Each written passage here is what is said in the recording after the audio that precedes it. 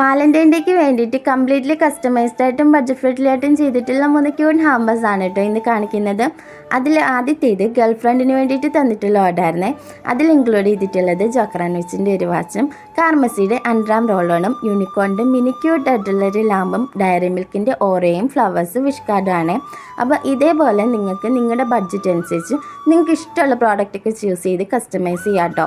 അപ്പോൾ ഇതാണ് first ഹാമ്പറിൻ്റെ final look. ഞാൻ നേരത്തെ തന്നെ വീഡിയോ ഇട്ടിട്ടുണ്ട്. 500 മുതലാണ് നമ്മുടെ വാലന്റൈൻ ഡേ ഹാമ്പേഴ്സ് സ്റ്റാർട്ട് ചെയ്യുന്നത്. രണ്ടാമത്തേത് വൈഫ് ഹസ്ബൻഡിന് വേണ്ടിയിട്ട് കൊടുക്കുന്ന ഓർഡറാണ്.